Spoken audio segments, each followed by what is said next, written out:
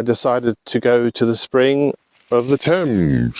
Finally, it's the second series of Thames Path. We're going to do it with wall camping. We're going to walk all 200 miles. So if you want to follow me up the river, click that subscribe button, hit that like button, share with your friends. We need your help to get to 1,000 subscribers to get monetized. Why not? One of those days. I just had to wait for 2 motorboats to go through, and then we have a Chinook. Probably a train in a minute. And there's a train. Some of you might recognise this. This is the Gatehampton Bridge where I first encountered the flooding on the Thames Path Series back in March, and I'm now restarting it here in July. So we're going to walk nearly 100 miles to Kemble. Hopefully this time less mud and less flooding. That's a lot less flooded. Yeah, that's the bench that was completely underwater last time I was here. It's looking a lot drier. A lot drier than it was 4 months ago.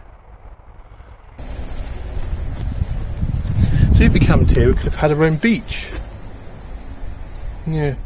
Thames Path summer has been delayed up to the point of where it's not autumn yet, but by the time this comes out, it might actually be autumn. It's just been such a wet, crap summer in the UK. You know, I had such an amazing time in Scotland. 23 degrees, it was lovely, and then came back and it was just raining and raining and raining. And so it's only been the past couple of weeks we've had nice dry weather. So I was like, aha, time to restart the project. My spy's been keeping an eye out on the 2 Facebook groups I'm on. Hello Thames Path Walkers members, if you're watching this. It's been getting drier and drier, but I know bits past Oxford can still be a bit glutinous, so I'm not going to jinx it by saying, oh, hopefully that's the end of the mud then. 2 more bridges are out. Yeah, we'll be reusing the buzzer as well. But it's wonderful to be back here and restarting this. And I'm planning to do 12 miles today. In my Dorchester video, I was like endlessly trying to get to the junction. The junction? Well, is it a junction? There's 2 rivers. The junction of the Thames and the Thame, the River Thame. That looks like a good place to camp actually. It's wooded, which is what we want. We want something that's wooded this time. Remember how freezing it was. I mean, it'll be warmer this time of year, but not as much as you think, because it gets cold by the river, so I doubt it'll be freezing temperatures, but it won't be exactly warm. I think we might end up having to camp by the river at some point. So it remains to be seen. Can we get to Kemble?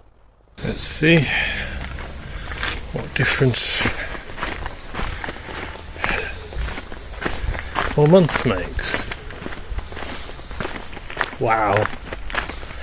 I don't even remember that. That was completely flooded out back in March. Yeah, it would have been better if this was a lot higher. It was a particularly bad year this year.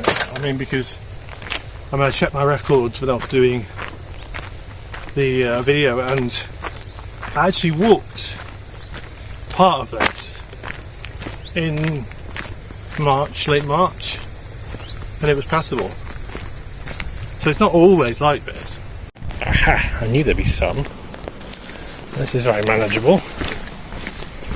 I can imagine Milford Bridge will be a bit worse. This is so much more nicer than it was. So I can camp, right?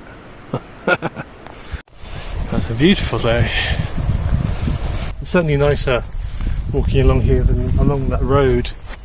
The roads you can see, probably that strip in the distance, I think along that hill, and that's the road. It's a lot nicer walking along here. But, you know, back then, it was all underwater. But yeah, my pack is so heavy. I packed 4 days food, which is probably overkill. But on this section, at least the first night, possibly the second night, I think it'll be more like day 3, at least before it hit Oxford. Wow. That's a geese army. How do you tell this path hasn't been walked recently? Hello. Don't you dare hiss at me.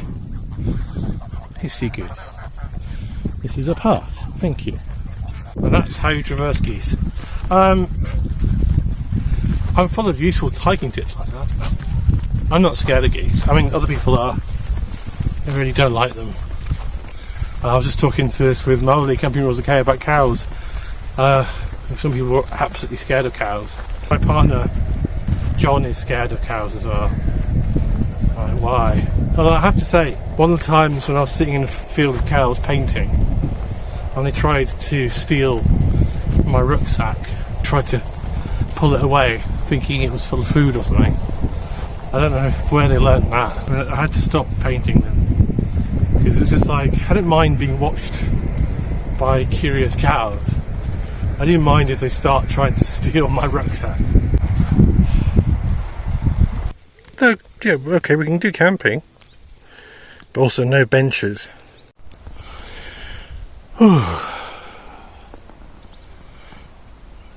These brief moments of silence in between the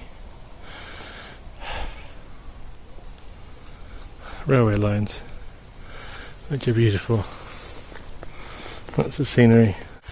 Till Wallingford Bridge, there are no paths inland. There are tracks going through private land, but there's nothing that way to connect you to the road. There's a road, unless you trespass. Doesn't mean that it gets quite quiet down here. I thought this looked like a good little campsite. Looks like someone else has had the same idea. Because it's very quiet around here. I mean, it's private land, but the landowner's not going to see you behind all this. And there are random moorings, but and also random shipping containers. Okay, that's weird. Don't know who owns this. Wow, I didn't recognise this. Oh, here. Going up to the Beetle and what's it? But that section, I didn't recognise it without all the mud. There's a little bit of mud, but hardly any. Fairy Lane is in my ears or in my eyes. Hit back here again. I got a drink from, this is not coffee. They couldn't do cans or plastic bottles at the Beetle and Wedge. I used their toilet and got a drink. I didn't want to sit and linger. I do have a rather ambitious schedule. Do not want to camp near Benson again. That's one of the coldest places in England, allegedly. Oh yes, a rematch with this bridge. Let's see how muddy it is. Been skipping through things. We're now at Wallingford Bridge. Just going to see what it's like. I mean, this place is still very midgy. Full of insects down there. It's a lot drier than it was. So let's go and have a look. But if you remember last time, after this it was just a lake.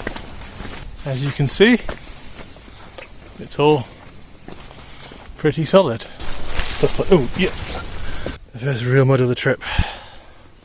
I always love stuff like this. These things, the decking, there's usually not enough of it. They usually put it over a bit of it and then it stops, and then as I found last time, there'll be a massive mud puddle right next to it. You're like, you just made it a little bit longer. That would be a good place to camp. I think you need a strimmer around here to camp. I've been having little rests, very brief rests. And a rest at the Beetle and Wedge in the toilet. That counted as a break. But yeah, it was a very ambitious schedule. I was trying to get past Cholsey and Wallingford and Benson and Wallingford in half a day. You never guess. Yeah. Another pillbox. Also, incredibly wild, scary bramble. There. Well, you're okay for blackberries. Might be raspberries. They're raspberries, aren't they? It's amazing coming across these things from an angle you don't recognise and suddenly going, wow.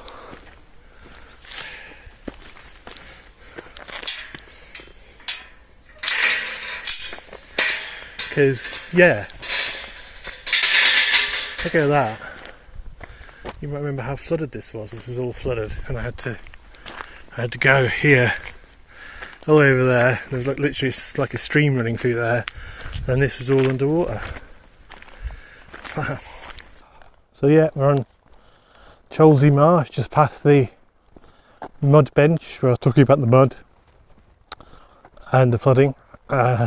I think we're just about to come up to the infamous Hawthorne mud section.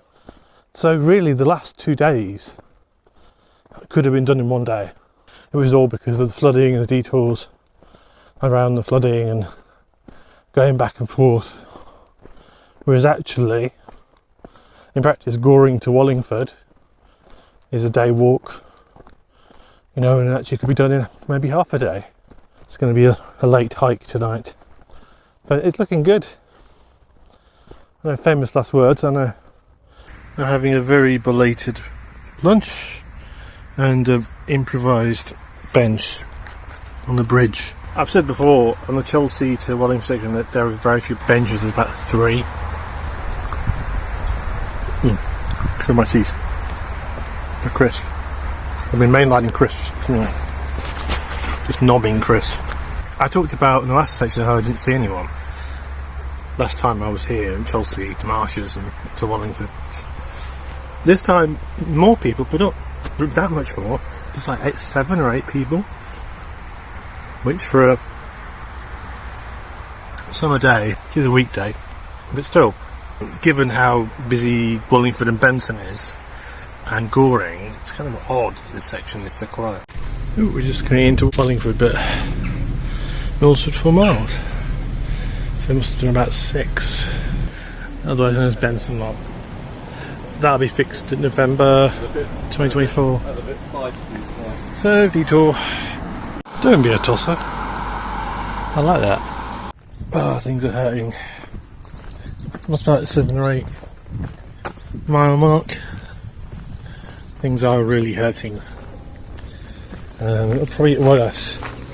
Preston Crows Marsh, I think Preston Crows, you know, which is the detour. But what I'm dreading is getting the water for tonight at Benson, because that then will be really heavy.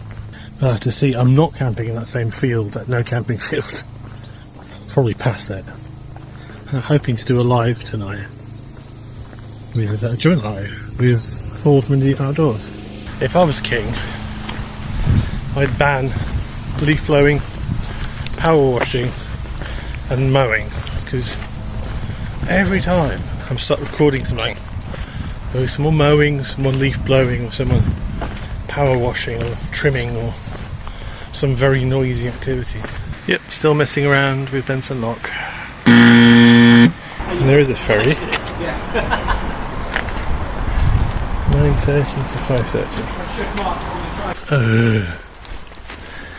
Please don't closed it. Benson Weir refurbishment. That's another one. He mentioned the Weir. Our first detour. Well, our second detour. Our first unknown detour.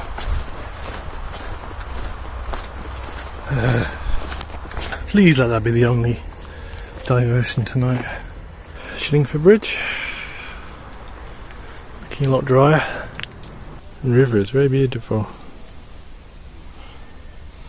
So yeah, I've reached that point. I was just like, it's always about a mile or so from where I'm intending to be, and there was about apparently a mile and a half from where I want to be, but I'm just on my feet. just on fire, and my hips are hurting and legs are hurting and everything's hurting. I walked too far and too fast in that heat today, and I'll pay the price tomorrow. But I really wanted to kind of skip through, and I've been surprised how quickly it has been possible to skip through a lot of the stuff. It's amazing how much time I waste on taking pictures, doing video, and looking up navigation at the bits that I now know where it goes. So it's amazing how much time you lose just stopping and getting confused and saying, where's the path now? This bit isn't marked. Whereas now I'm just going, yeah, it's this way. And also what doesn't help is that because I was going in and out, I had a kind of a bit of a skewed idea of where everything was. This is Shillingford. That's the Swan Cottage, I think. It's a big cottage. It's a very big cottage. Talking about flooding, 1875, 15 November, 1929, 1852, 1947, 1768, 21, 1894, 1809, 2nd Jan. Wow, that's high. And to give you an idea of the scale, I just come up to 1898. Deja vu. Yeah, that's where I camped. That's the pillbox. There's the Thames Path. I'm going this way. I have a date with the Thame, and hopefully I looked at it on Google Maps a long time ago and thought that would be a good place to come. That could be a site. The first one I've seen. A lot of it's just so overgrown. The Hurst Water Meadows looking a lot less wet than they were. We're almost at the Thame. Is that Thame behind there? There's the Thame. Looks very tame to me. But yeah, again, that was a complete flood. You couldn't see where the path was back in March. Bridge over the River Thame.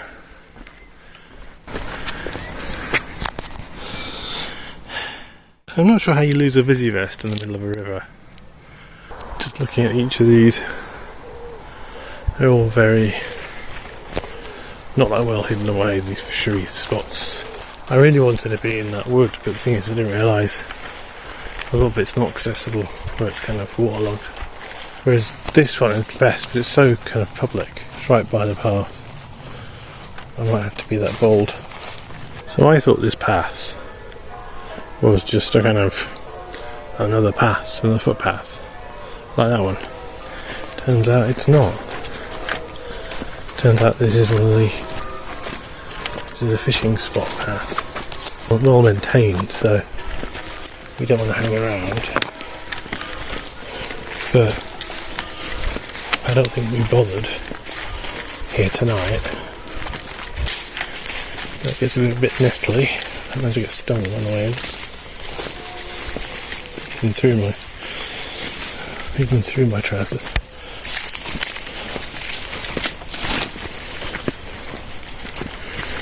Voila!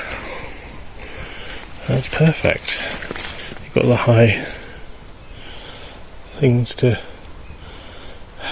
hide my tent. I mean, and you've even got a little beach down here. You could even maybe put the tent down there actually. And if anyone sees it, they'll probably just think, oh, it's just someone fishing. So, yeah. Perfect. And they've got a bench nearby. Yep, I think this is ideal. I mean, it's not completely level, but it's level enough. And it's kind of pretty much hidden. There is a path on the other side of the river there, but I doubt if anyone's going to pay that much attention. The question is, do I dare do it, put it up now or later? We have had a few people come through. I think I might sort of make some food, make some hot chocolate, and then some brandy, I think. Nice to do that before the live stream. Oh, that's a lovely sight. Oh, space on this bench.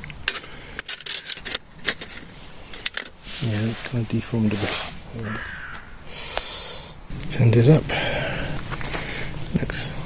Looks very dark in the light that's put in.